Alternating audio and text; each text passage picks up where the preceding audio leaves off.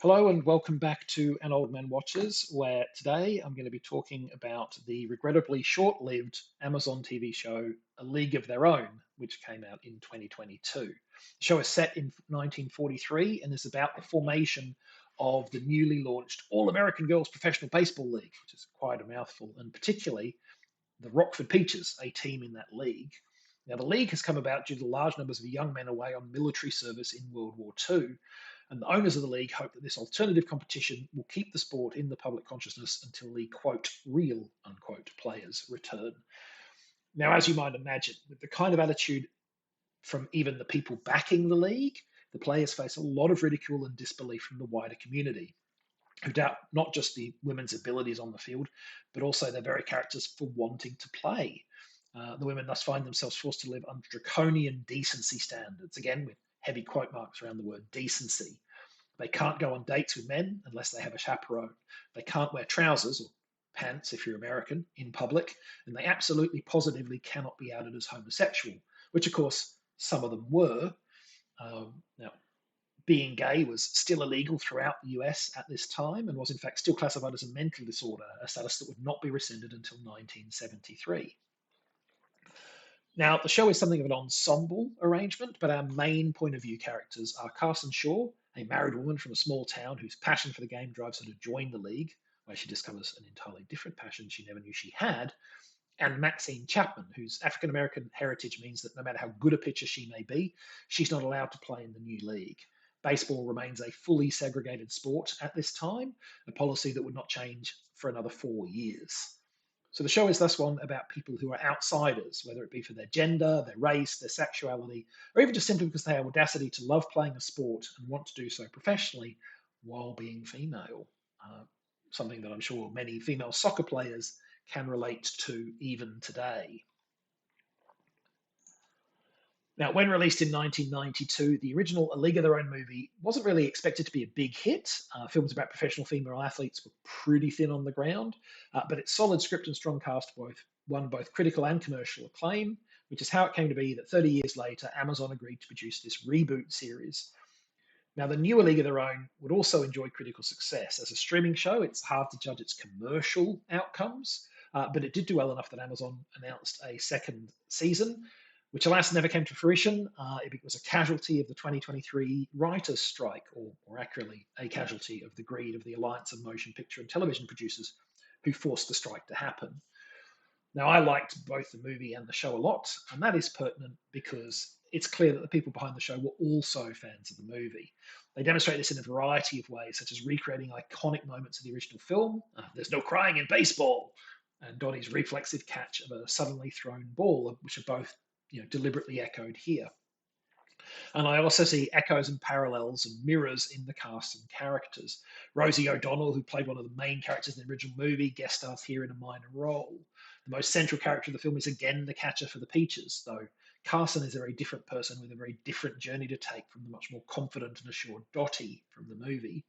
And then there are also minor characters who seem intended to recall or contrast with characters from the original. The feisty, attractive Maybelle of this version definitely put me in mind of Madonna's character May from the movie, though again, the two characters are actually quite different in their details. They fill similar roles, and I think those differences that they do show appear to be a deliberate subversion of audience expectations given the similar roles that they sit in. So there's clear knowledge of and affection for the film in this production, but despite that affection, this remake is by no means slavish to the movie. This is very much a different exploration of the same premise with a different narrative arc and a different tone.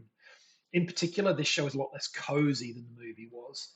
It shows more acrimony among the Peaches team, for instance, and elects not to buy into the movie's feel good, well, initially men are skeptical, but they come to believe in these women narrative that the film offered up. It's not that simple here. And perhaps most notably, the show consciously centers voices that the movie largely did not acknowledge. The inclusion of African American characters in the show is not merely about performative diversity.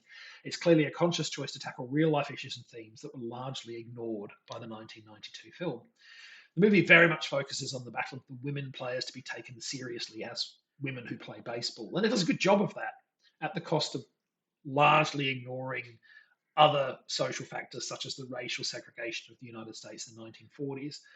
And I get why a 2 hour film might make that choice. There's only a limited amount of time available, and integrating an additional arc that explores race relations would have put time pressures on and been difficult to do given the lack of real life integration in the time period depicted. The Amazon show has a lot more time available to it, and that means that it is able to maintain multiple narrative threads, comparing and contrasting the experiences of Carson and Maxine. Thus, it has Maxine, an African American woman, as its second most prominent character, as well as several other African American characters playing fairly significant roles as part of her life. And the show doesn't shy away from depicting the experience of those characters. Maxine can't play in the league because the organisers only allow white players. That definition includes Hispanic women, though even then, they call pitcher Lupe Garcia the Spanish striker rather than acknowledge that she is from Mexico. There's still racism going on even there. But for Maxine not being able to play baseball professionally is far from the worst thing that she and her friends and family have to deal with. They frequently can't even get served in local white-owned businesses, for instance, despite such discrimination being illegal, because the shop assistants just ignore them until they give up on being served. And another subject that the show's longer format allows it to explore is the experiences of LGBTQ people. As I mentioned earlier, being gay was not just illegal throughout the US at this time, but was still classified as a mental disorder. Being romantically or sexually attracted to people of the same gender could land you in prison or a mental institution. And the film largely handles this issue by not addressing it.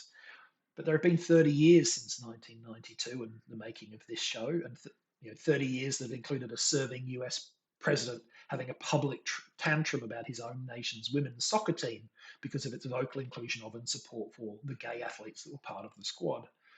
And the fact that many female soccer players are not heterosexual is pretty obvious. There were nearly 100 players at the 2023 Women's World Cup who were out and queer. So there are queer athletes. There just is. It's a fact. And this series acknowledges that fact. It features many LGBTQ characters at varying different points of declaring or even being aware of their own sexual and gender identity. There are characters for whom their sexuality is a tumultuous and unexpected revelation to them, those for whom it is a long known but carefully concealed secret, and other stories beyond that. These different stories are all deftly handled and distinguished, staying fresh and distinct from each other while still remaining sufficiently connected that the audience can see the parallels and contrasts without the show needing to heavy-handedly point them out. It's all very good work.